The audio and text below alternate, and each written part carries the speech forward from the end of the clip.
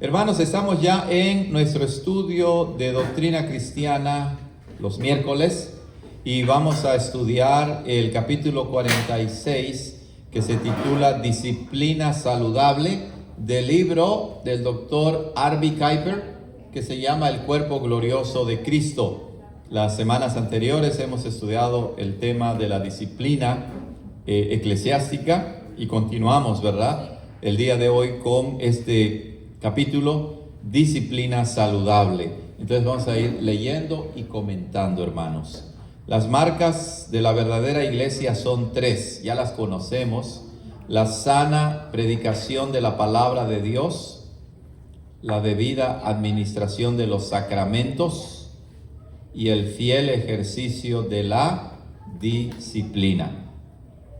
A juzgar por estas normas, la situación actual de casi todas las iglesias es triste, por cierto.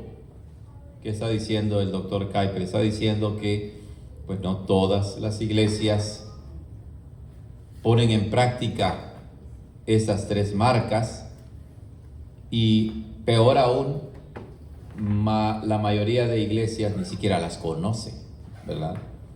Ahora, muchas de ellas no las conocen de una manera conceptual como nosotros las conocemos, ¿verdad?, la terminología. Pero cualquier iglesia sana, no importa que esté en una ciudad grande, en una ciudad pequeña, en una ranchería, cuando la iglesia es fiel a la palabra de Dios, pues predicará la palabra de una manera fiel y también administrará los sacramentos correctamente y también aplicará disciplina. Algunas han perdido todo el derecho de llamarse verdaderas iglesias y la validez de muchas otras de reclamar tal derecho es en realidad bastante dudosa. Así es, algunas no solamente son demasiado laxas, demasiado débiles en su doctrina, sino moralmente también, ¿verdad? Son muy laxos, son muy libertinos, pero además eso los ha llevado a perder ya su carácter de una iglesia verdadera.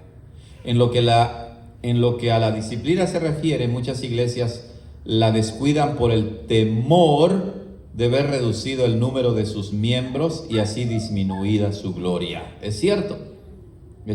Si hay mucha gente que va a tu iglesia, como pastor, por ejemplo, como líderes de la iglesia, está la tentación de no molestar al hermano que tiene dinero, no molestar al hermano que tiene un buen negocio, no molestar, aunque estén en pecado, no molestarlos, ¿verdad?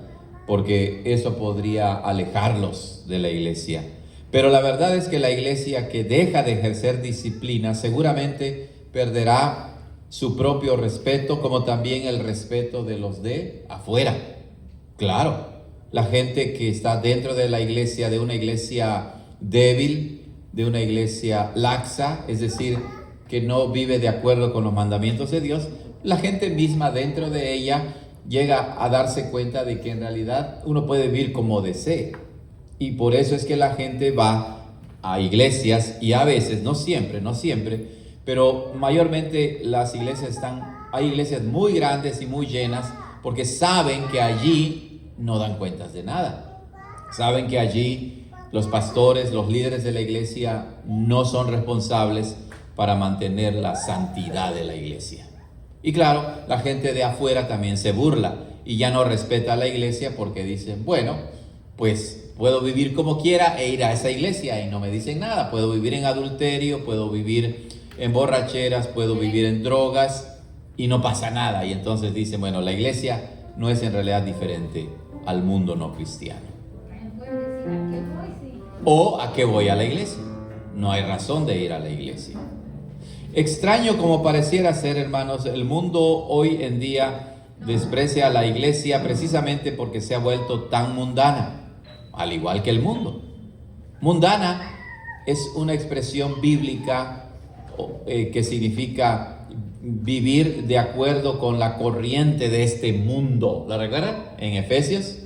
Es decir, no del mundo físico en que vivimos, de los desiertos y las montañas y el mar, las nubes, no, sino el mundo ahí se refiere a la sociedad humana, a la gente rebelde, a la gente que no obedece y no vive de acuerdo con los principios bíblicos.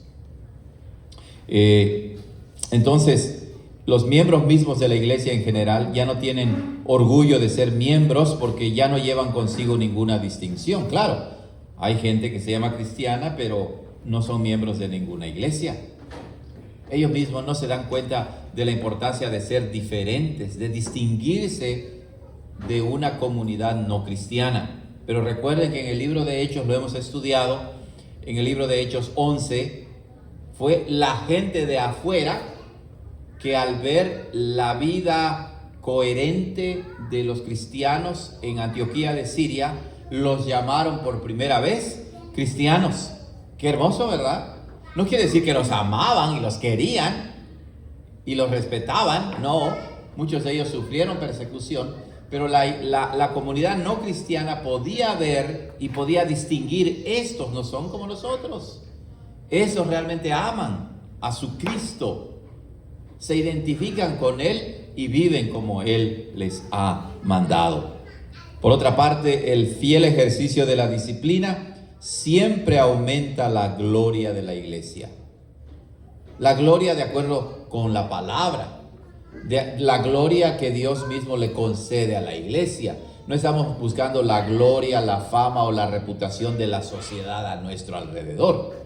No quiere decir que no nos importe lo que piensen de nosotros. Sí nos importa mucho, al grado de que queremos que piensen de nosotros, aunque nos odien, pero que piensen de nosotros: estos sí son cristianos y viven y sufren o practican su fe. En otras palabras, el fiel ejercicio de la disciplina eclesiástica es decididamente saludable. Saludable no en términos de lo que el mundo piensa que es saludable. Contribuirá grandemente a la salud de la iglesia. Así es. Hemos hablado muchas veces aquí, ¿verdad?, de la comida y que hay comida saludable, hay comida no saludable.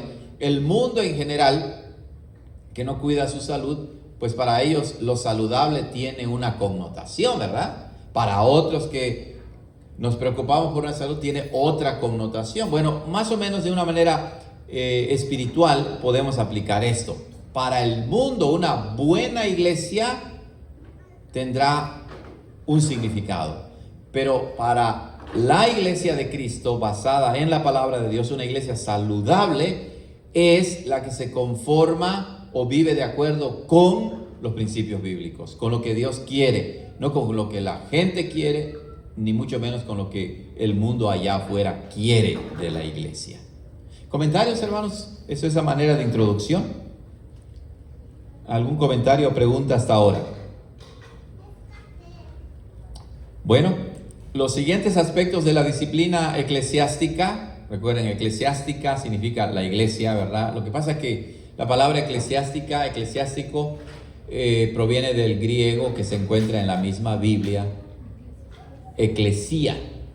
Esa es la palabra griega, eclesía, que se traduce como iglesia, congregación o asamblea. Entonces, los siguientes aspectos de la disciplina eclesiástica ayudan para hacer resaltar su carácter saludable. ¿Cuáles son los aspectos de una iglesia saludable?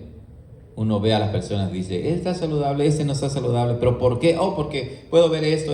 Bueno, de la misma manera, ¿cómo detectas que hay una iglesia cristiana saludable? Y lo primero es su base bíblica, obviamente. Ese es el fundamento, ¿verdad? A menudo la iglesia, bajo el aspecto de piedad, deja de ejercer la disciplina. La palabra piedad quiere decir una vida piadosa, una vida de obediencia, una vida de santidad. Pero bajo ese aspecto de ser piadosos, dejan de disciplinar a los miembros de su iglesia que están en pecado y que no se arrepienten.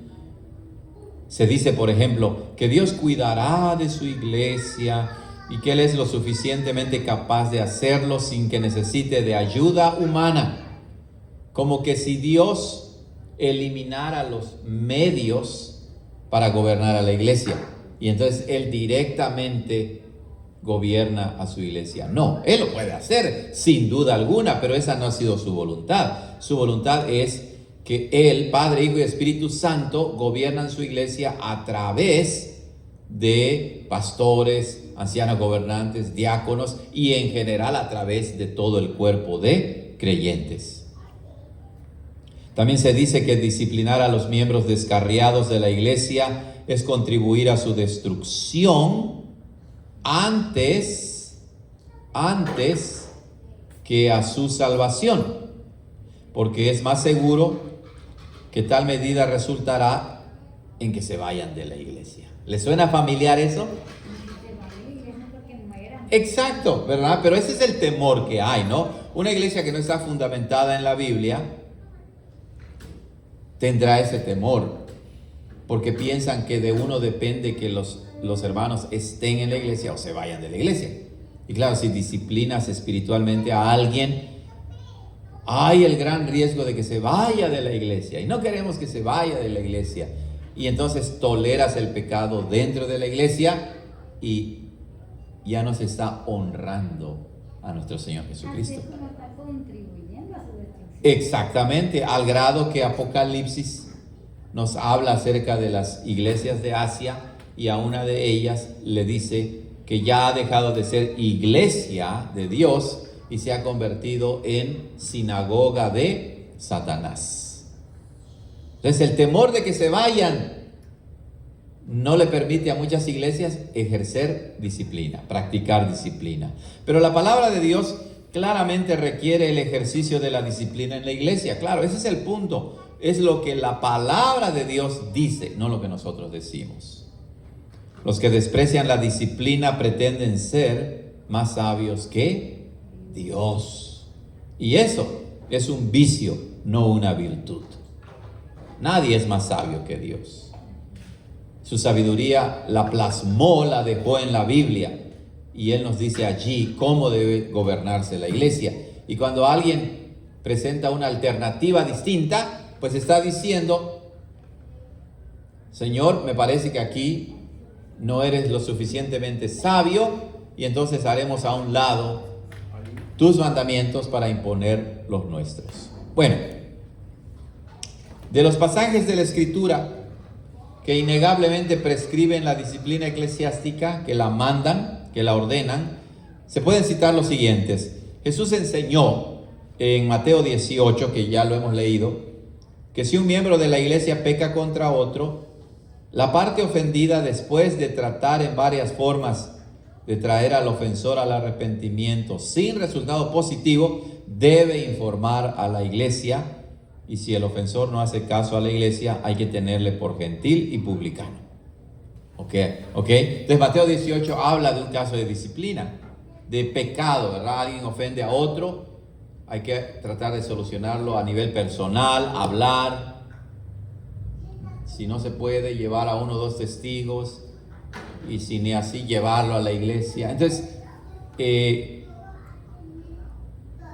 Señor Jesucristo con esta enseñanza nos está diciendo que la disciplina cristiana es para la iglesia.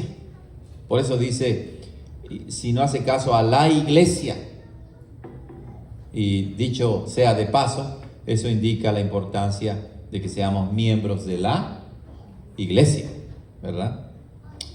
Eso quiere decir que ya no debe ser considerado como miembro del cuerpo de Cristo. Es decir, cuando el Señor Jesucristo dice: si no obedece a nadie ni a la iglesia, entonces ténganlo, declárenlo, excomúlguenlo y ténganlo como gentil y publicano. Quiere decir que ya no debe ser considerado como miembro del cuerpo de Cristo. No quiere decir que lo vamos a odiar, no vamos a orar por él o por ella, pero ya esa persona ha rechazado completamente los mandamientos de Dios y no quiere someterse.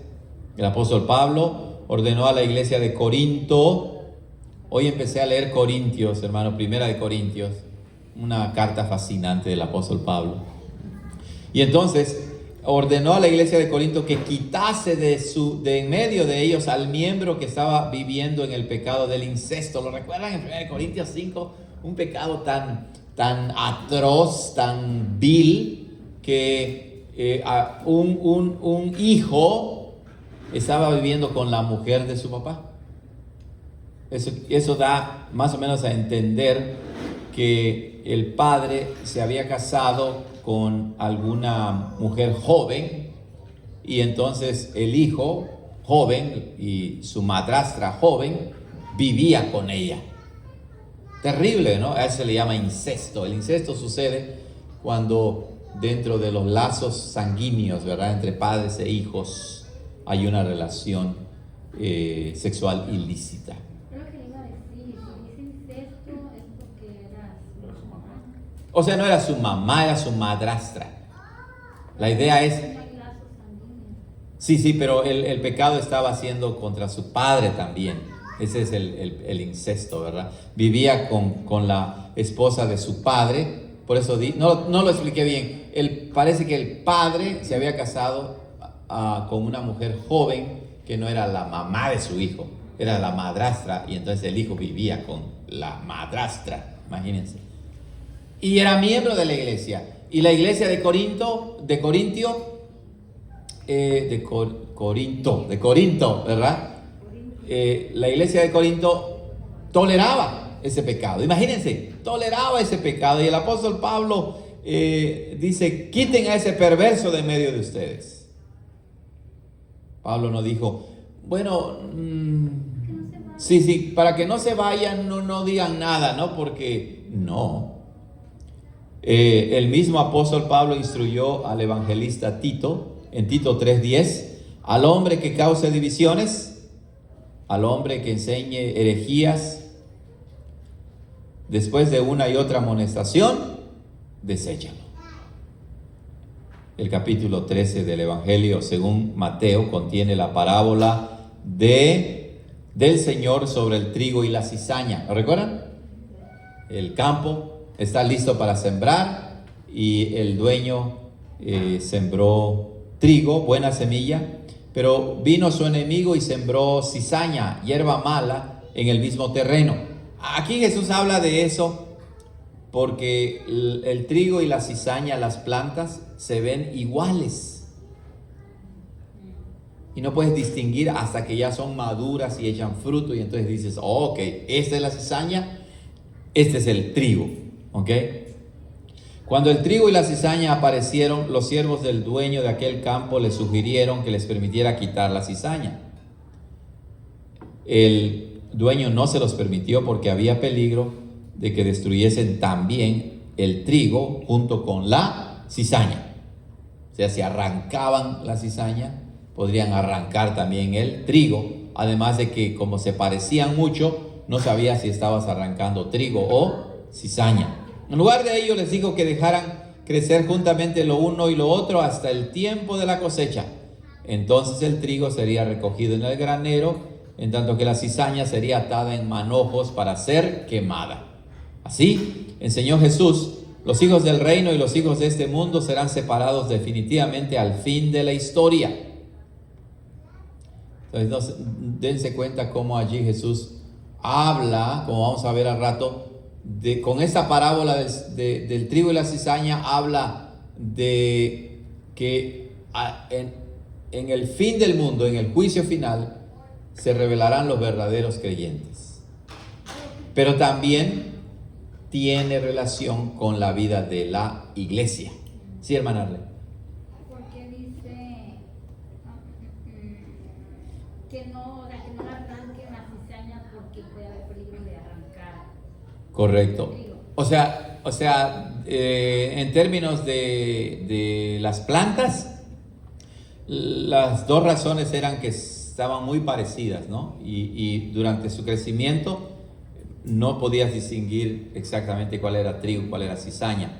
Ahora, cuando ya maduraban y llegaba el tiempo de la cosecha, pues ya uno podía distinguir bien, bueno, ese es trigo, este es cizaña. Y entonces podemos arrancar los dos, pero como ya está maduro, ya es tiempo de cosecha, entonces arranca los dos y separas, ¿verdad? Quemas la cizaña y el trigo ya lo preservas para molerlo, ¿no? Y sacar pan de allí. En la iglesia, Exacto. Es lo que estaba, correcto, es lo que estaba tratando de decir, que esta parábola es interesante porque habla de la disciplina desde dos puntos de vista. Habla de la disciplina desde el punto de vista divino del fin del mundo, pero también es aplicable para la iglesia en su estado temporal. Y ahorita lo vamos a ir aclarando un poquito con la ayuda de Dios, ¿ok? Primeramente, de esta parábola, algunos han sacado la inferencia o la conclusión de que la disciplina en la iglesia es cosa solamente del juicio final, ¿ya vieron? Y que su actual ejercicio es contrario a la enseñanza de Jesús. Es decir, la gente que lee este pasaje y está en contra de la disciplina cristiana, basado solo en este pasaje, ese es el punto, que basado solo en este pasaje dicen, no, aquí no se habla de disciplina, aquí se habla del juicio final y entonces la iglesia no debe ejercer disciplina. A esa conclusión llegué. Como dijo ahorita, no vaya a ser que... Exacto, por diferentes razones, pero ponen el pretexto de que esa parábola del trigo y la cizaña no habla de disciplina en la iglesia. ¿Ok? Bueno, por un lado debemos insistir en que no hay contradicción en la palabra de Dios y que por lo tanto una interpretación de esta parábola que vaya en contra de la clara enseñanza total de la Escritura no es de permitirse. Es decir, no podemos nosotros tomar un solo pasaje de la Escritura que no estamos seguros, pero como vamos en contra de la disciplina, creemos que enseña que no se debe de disciplinar, no tomando en cuenta todos los demás pasajes de la Escritura que sí hablan claramente de qué, de la disciplina cristiana.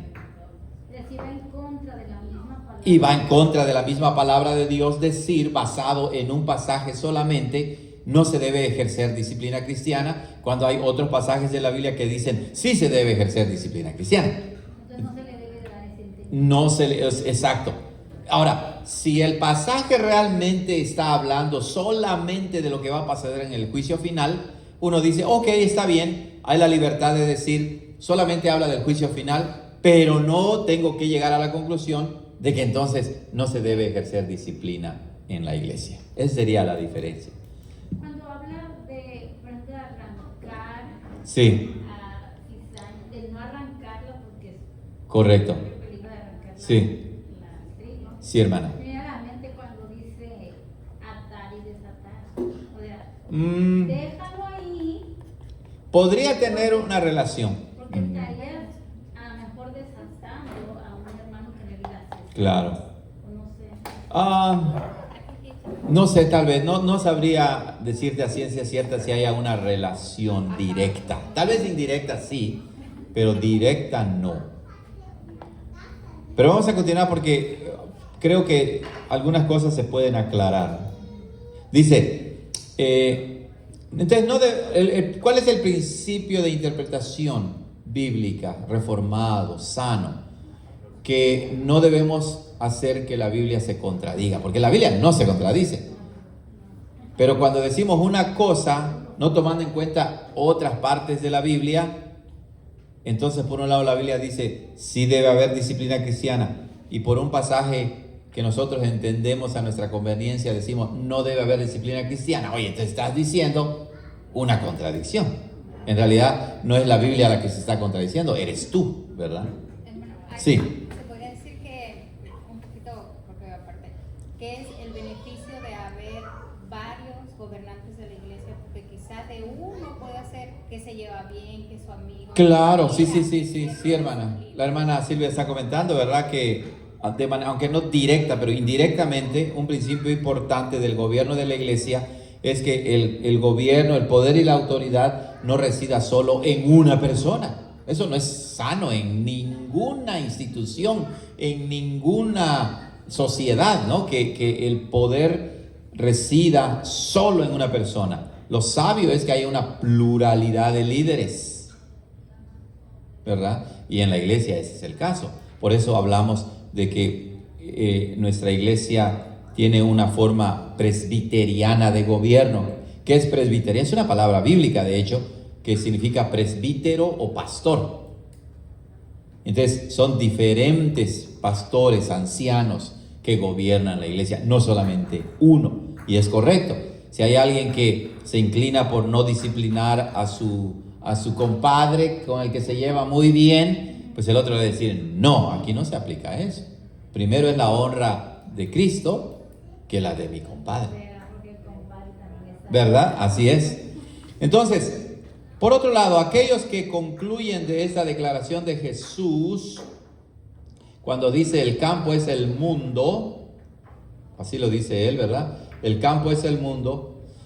Cuando concluyen de esa expresión que esa parábola no se refiere a la disciplina en la iglesia, sino que simplemente enseña que los justos y los impíos existirán juntos en el mundo hasta el fin de la historia, son culpables de una simplificación exagerada. Noten, esta parábola sí enseña que van a existir justos y malos hasta el fin del mundo, sí lo enseña.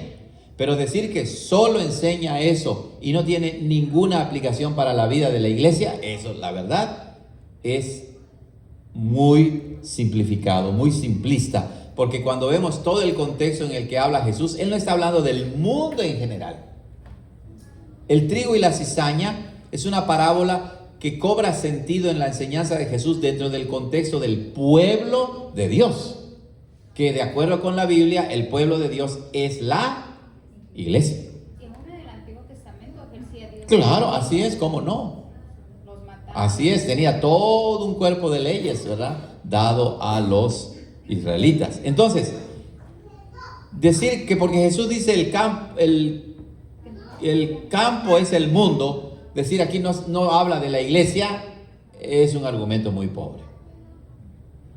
El campo, por cierto, es el mundo, definitivamente. En este campo se siembra la buena semilla y así la iglesia llega a existir.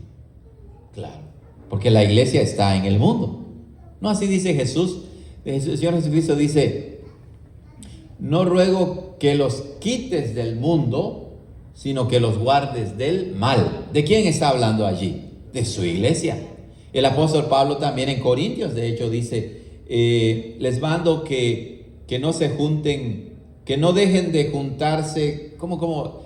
Él dice, no se junten con los que se llaman cristianos, pero son adúlteros, borrachos y todo lo demás. Con ellos, dice, uno debe mantener su distancia porque están burlándose del honor de Cristo. Pero no deben separarse absolutamente de todos los adúlteros y borrachos y todo lo demás, porque entonces tendríamos que salirnos ¿de dónde? Del mundo, ¿verdad? Entonces, es en el mundo donde la iglesia llega a existir. Y el Señor Jesucristo está hablando no del mundo en general, indirectamente sí lo hace, pero trata, o más bien está enfocándose en la vida de la iglesia que nace, crece, se desarrolla en el mundo. ¿Ok?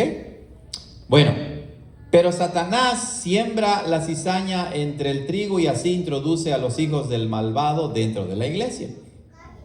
Claro, no todos los israelitas son israelitas. No todos los que se llaman cristianos son verdaderos cristianos. Esta es la presentación de la parábola. Prácticamente todos los expositores más capaces, hermanos, de la Escritura están de acuerdo con que esa parábola presenta el cuadro de una iglesia visible y perfecta. Claro. ¿Recuerdan el aspecto visible de la iglesia? Pues es el que vemos nosotros, donde vemos a cristianos pecadores. Entonces Jesús ahí está hablando de la iglesia visible que no es perfecta. No está hablando de la iglesia invisible que es perfecta. No. Pues si no, no hablara de pecado, ¿verdad? De trigo, de cizaña, de maldad. Y también cuando la cizaña se asemeja al trigo. Claro, exacto. Por eso hay muchos cristianos que se llaman cristianos. Así es. Así es. Pero, por ejemplo, lo que está tratando de hacer el hermano es validar el aspecto de que el pasaje de Mateo 13 sí habla de disciplina también. Así es, también habla de disciplina cristiana. Si no, sería más fácil distinguir, por ejemplo, más cizaña en el mundo. Exacto, Más cizaña exacto, que trigo, ¿no? correcto. Por eso, todas las iglesias cristianas en el mundo del cristianismo, de la cristiandad, incluyendo la iglesia católica romana, la iglesia oriental griega, rusa, oriental, etcétera, ellos entienden que este pasaje habla de la maldad en el mundo, pero también habla de la maldad que hay dentro de la misma iglesia, y ahí se debe aplicar disciplina, ¿verdad? Si tú vas a la iglesia católica romana, por ejemplo, a la iglesia griega oriental, la iglesia rusa oriental, ¿no? Y si uno vive apegado a las enseñanzas de ellos son bien estrictos. Bien, la iglesia católica romana oficialmente es estricta, y por eso a nosotros nos dicen: ustedes son una secta. Así lo dicen ellos. Hermano, ¿se puede decir que o es correcto decir que la disciplina de la iglesia es del sentido espiritual? Sí, viene eso, hermana, viene eso. Entonces lo que estamos enfatizando solamente es que sí, la iglesia cristiana en su totalidad ha entendido que la parábola del sembrador hace referencia no es una referencia directa y explícita, pero toca el tema del pecado dentro de la iglesia que debe corregirse a su debido tiempo. No todo lo que dice se aplica a la disciplina eclesiástica, pero hay principios, ¿verdad? Yo estaría diciendo como que Jesús le estuviera diciendo a los discípulos que no arranquen el trigo o la cizaña que está en el mundo. Así es. No sería así, sino se está refiriendo a la cizaña que está dentro de la iglesia. Claro, ¿qué chiste tiene arrancar la cizaña del mundo, verdad? El apóstol Pablo dice: no hemos sido llamados a juzgar al mundo, sino a los de afuera, sino a los de adentro. ¿Ok? Bueno. ¿Preguntas, hermanos, de Zoom? ¿Algún comentario? ¿Alguna pregunta al respecto? Un tema interesante. Como comentario de lo que mencionó ahorita de las otras, como la iglesia ortodoxa y todo. Sí. Los luteranos, estaba viendo que los luteranos, por ejemplo, ellos para aceptar a un miembro tienen que hacer confesión de pecados. Sí, la iglesia luterana es muy estricta en ese sentido. Ok. ¿Estricta en qué sentido? En el sentido de que ellos tienen más rituales, más ritos y más ceremonias, por ejemplo. Sería una razón. ¿Ok? Pero también tiene que, por ejemplo, alguien que aspira a convertirse en miembro, lo examina. Exacto. Esa idea de mucha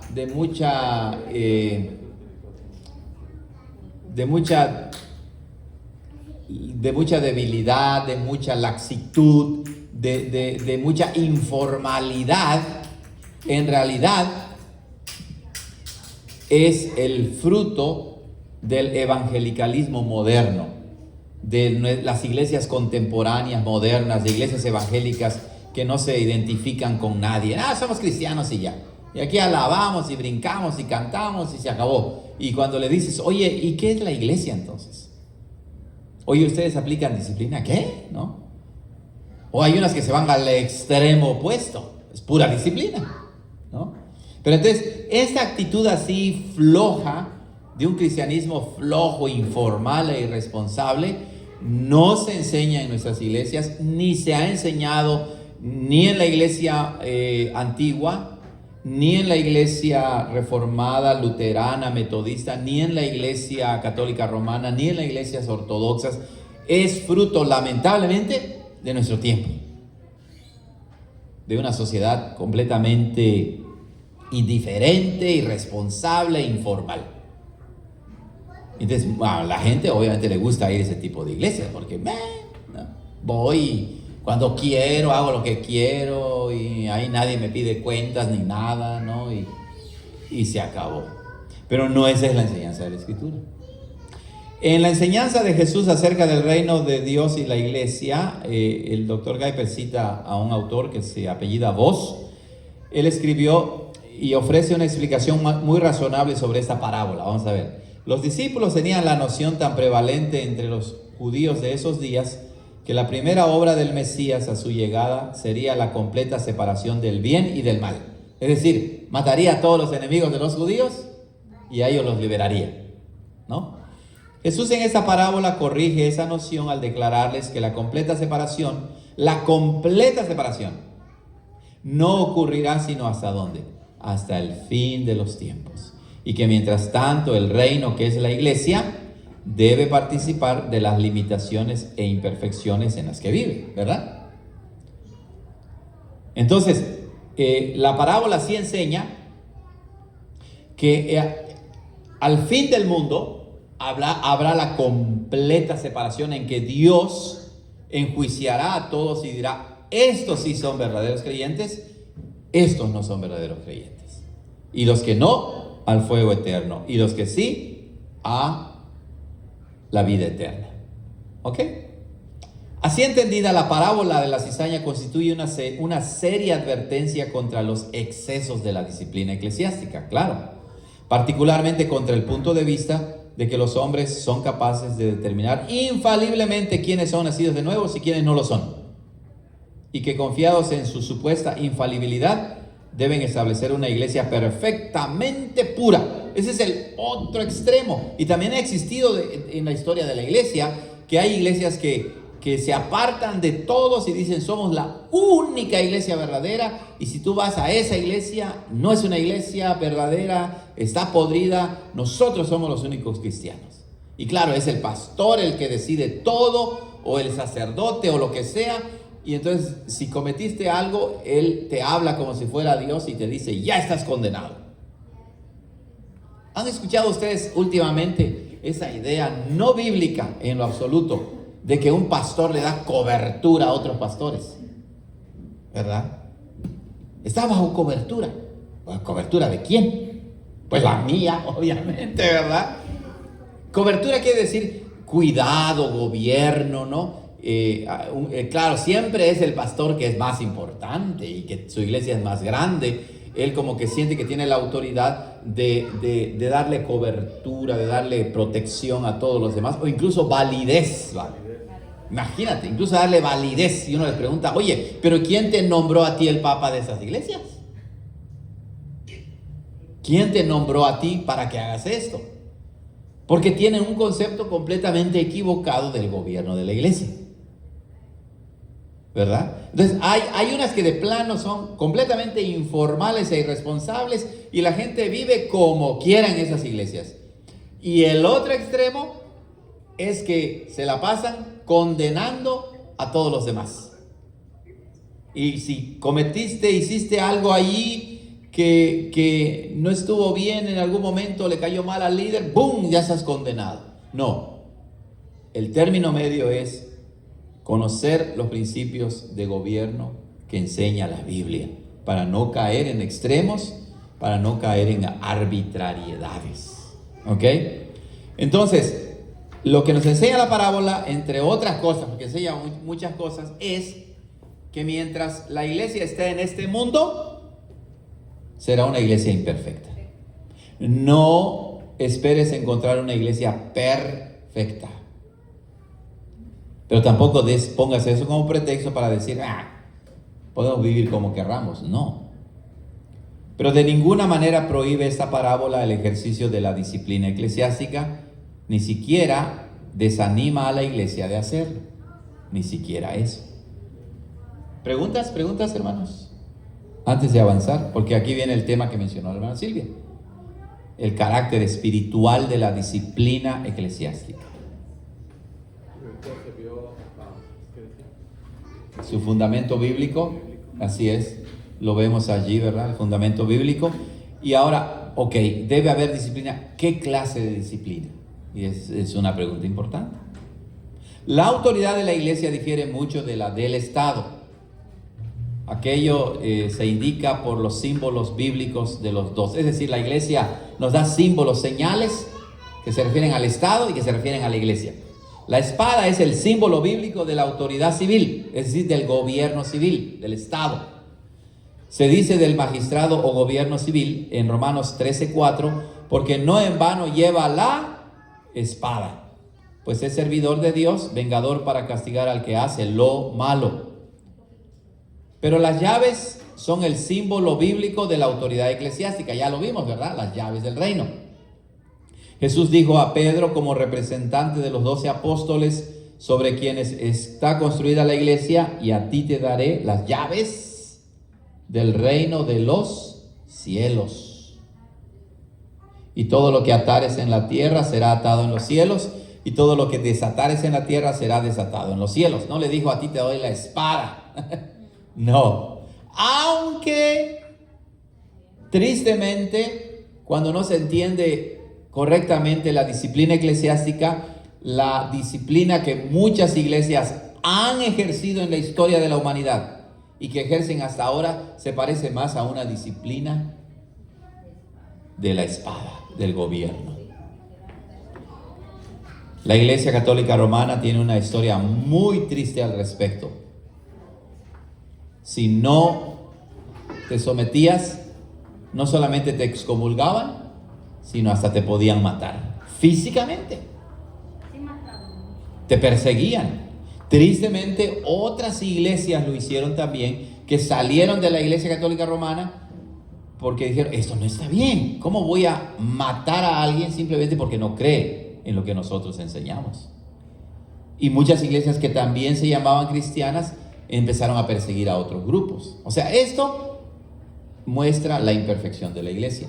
Por eso es que es importante que entendamos que la iglesia no es el Estado para disciplinar físicamente a alguien. ¿Verdad? Por eso es que esas famosas peregrinaciones que se van de rodillas, bueno, ¿eso qué es? ¿Verdad? Eso no está bien. Hermano, Sí. ¿podría dar ejemplos de cuándo los cristianos deberían acudir a la justicia, por decirlo así? ¿A la justicia? Bueno, sí, es una pregunta interesante, ¿verdad? Ya se va a acabar el tiempo, ¿verdad? Ya se va a acabar el tiempo, 7:57. Pero sí, por ejemplo, sí, rápidamente, si en la iglesia, por ejemplo, hay un pederasta que abusa de niños, ahí sí la iglesia tiene todo el derecho, no de ellos agarrar y darle de trompadas aunque ganas no faltan, ¿verdad? Pero ahí sí uno puede llamar a la policía y la policía va a venir por él y se lo lleva. Y claro, al mismo tiempo la iglesia lo disciplina excomulgándolo si no se arrepiente. Y tiene que intervenir. Claro, por ejemplo, si viene el hermano Julio un día bien enojado y aquí le empieza a pegar a la hermana Silvia en la iglesia, oye, ojalá que no, hermana Silvia, pero le empieza a dar aquí, pues uno como pastor en este caso, ¿verdad? Tiene toda la obligación de llamar a la policía y que se lo lleven.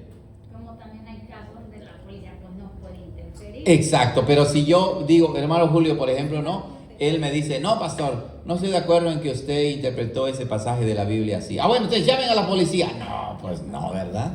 No, claro que no. Por ejemplo, también en casos de adulterio, la policía va a decir, no, nosotros Exacto. metemos a la cárcel a alguien por eso. Bueno, ahora, sí, hay grados en que sí, pero bueno, o sea, esos son ejemplos nada más, ¿verdad? Entonces, hermanos, es claro entonces, se acostumbra a usar las llaves de una manera completamente diferente a la espada. La espada sugiere la fuerza física, no así las llaves. Aunque nos enojemos, hermanos, aunque nos insulten, aunque la gente no entienda y se burle de nosotros, mientras no haya agresión física de parte de ellos, la iglesia tampoco debe agredir físicamente a nadie. Aunque nos difamen, tenemos que sufrir el agravio, como dice el apóstol Pablo. Así es. Claro. Eso quiere decir que a diferencia de la autoridad civil, la autoridad del gobierno, la autoridad eclesiástica de la iglesia es espiritual. Precisamente por esa razón debe ejercerse la disciplina eclesiástica siempre en un espíritu de profunda humildad. Siempre. Ningún miembro de la iglesia debe jamás asumir la actitud de yo soy más santo que tú. Antes bien, todo miembro debería tener mucho cuidado de no considerarse ni una pizca mejor que aquel que ha caído en pecado y que solo por la gracia de Dios, él no es ahora el que ha caído. El apóstol Pablo dijo, hermanos, si alguno fuere sorprendido en alguna falta, ustedes que son espirituales, o sea, más maduros en la fe, restáurenlo con espíritu de mansedumbre, considerándote a ti mismo, no sea que tú también seas tentado. Gálatas 6:1.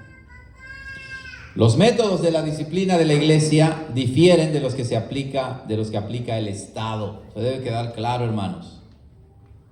Obviamente, si alguien viene acá y empieza a tirar todo, ¿verdad? Uno tiene el derecho de defensa propia, ¿no?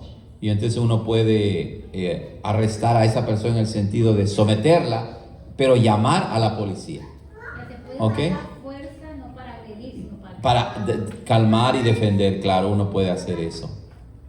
Uno no, porque sí hay el extremo de cristianos que les llaman pacifistas, en el sentido de que alguien puede entrar acá o puede entrar a tu casa, violar a tu mujer, a tus hijas, golpearlo, y no puedes ni siquiera defender a tu familia. No, eso no lo enseña la Biblia.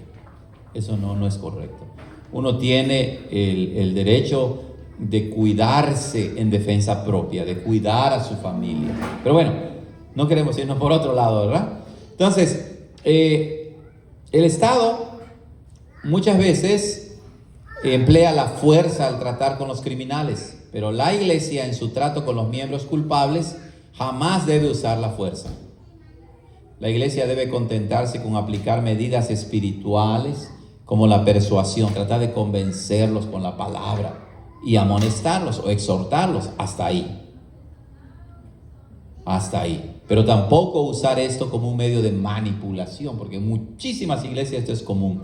El pastor va y ya eso también es un abuso psicológico y espiritual, ¿verdad? Y no debemos caer en eso. ¿Ok? El Estado castiga a los malhechores. Estrictamente hablando, la iglesia nunca castiga a sus miembros que caen en pecado. Por eso evitamos hablar de castigo, ¿no? Sino más bien hablamos de disciplina, que es un tipo de castigo, pero no queremos caer en la idea de que la iglesia tenga fuerza física y deba aplicarla como el Estado. Mientras que sea posible, la iglesia sigue considerando a los miembros que se equivocan como cristianos. ¿No llevó acaso el Cristo crucificado el castigo por el pecado de los suyos? Por eso es mucho mejor decir que la iglesia censura o disciplina a sus miembros cuando pecan, en lugar de decir que los castiga. Sí es una especie de castigo, pero es espiritual. Pero el castigo para nosotros tiene una connotación más física, ¿verdad? Esa censura jamás es física, sino siempre espiritual. La iglesia nunca debe imponerles multa a sus miembros. ¿Verdad? Pero sí hay, hermanos, sí hay esos pastores perversos que dicen: ay, soñé que me vas a dar la mitad de tu cheque o todo tu cheque. Oye, eso es un abuso y a eso sí hay que denunciarlos a la policía, ¿verdad? Dice: ni deben echarlos a la prisión, ni practicar el boicoteo contra sus negocios. Me cayó mal el hermano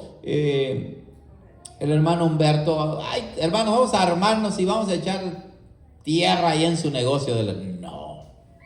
No se debe hacer eso con nadie. Lo único que debe hacer es amonestar y reprenderlos, siempre en el temor del Señor, con base en la palabra, y en ciertos casos privarles de los privilegios de los miembros. Por ejemplo, el uso de los sacramentos. Si alguien está en pecado o eres cristiano y te prohíben participar en el sacramento, realmente te dolerá, realmente lo lamentarás, porque entiendes de qué se trata los sacramentos.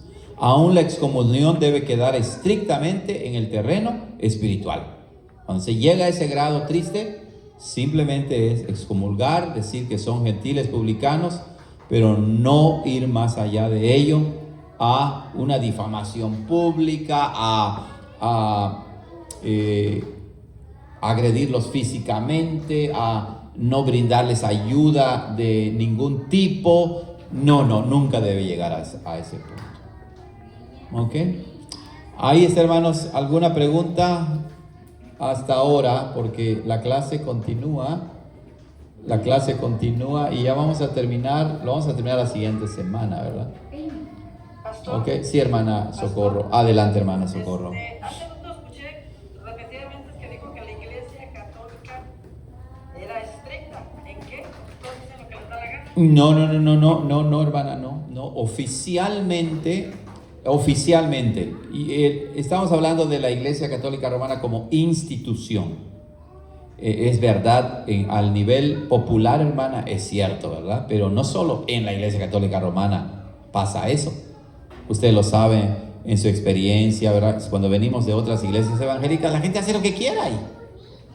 Entonces, pero la Iglesia Católica Romana como institución, con sus catecismos, sus confesiones, sus reglas, son realmente, hay todo un proceso y un ritual, o sea, hay orden realmente. Y los que realmente son católicos romanos, como dicen, fieles y practicantes, no son personas que viven al trancazo nada más, no. Hay gente que al menos externamente es piadosa, hermana. Pero sí, o sea, es una buena pregunta eso, hermana, ¿verdad? Porque como no debemos juzgar una religión o un grupo de iglesias solo por la conducta externa de su gente. O sea, ese es un punto válido. Uno puede decir, sí, es cierto, yo veo que todos hacen lo que quieran ahí. O sea, pero hay un orden. Hay un orden que aunque no se obedece, pero está allí. Sí, hermana. Podemos decir que son estrictos con doctrinas erróneas. ¿Sí, no? ¿Así? O sea, sí. Pero hablando con respecto al punto de la disciplina, uno puede decir que la Iglesia Católica sigue su orden, correcto. Tal vez no estemos de acuerdo en todo lo que ellos digan, pero siguen un orden. Tienen una estructura, una organización, hermanas, ceremonias, ritos. O sea, sí pretende aplicar. Sí, y sí, hermana, el hermano Julio menciona que sí, la Iglesia Católica Romana aplica disciplina. Ahora, que no estemos de acuerdo en todo es distinto, pero sí aplica disciplina. La Iglesia luterana, la Iglesia metodista, las que son fieles, ¿verdad? Y no se han vuelto liberales, son iglesias que practican disciplina. Porque les pasa también lo mismo que a iglesias cristianas que tienen demasiada gente. Exacto, esas iglesias, esas mega iglesias donde van 1,500 personas y no hay ningún tipo de orden, ni si la gente se conoce. La gente va ahí porque, como dijo el hermano Socorro, realmente ahí la gente hace lo que se le pega la gana. Pero entonces uno dice, no, ahí quiero llevar a mi familia, a menos que andes en pecado y no te importe nada de lo que Dios dice, entonces buscas una iglesia así, ¿verdad?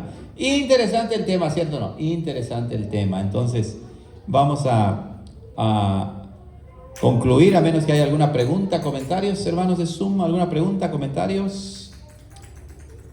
¿Ok? Pues la disciplina debe ser una característica del cristiano. Así es, o sea, la disciplina es una marca de la iglesia y claro, una marca del cristiano también, ¿verdad?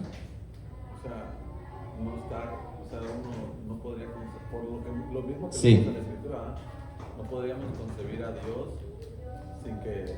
siendo un Dios que no... Exacto, el verdadero creyente buscará una iglesia en la que se honre a Dios, que es un Dios de orden, no de desorden, ¿verdad? Y que disciplina al que ama, correcto.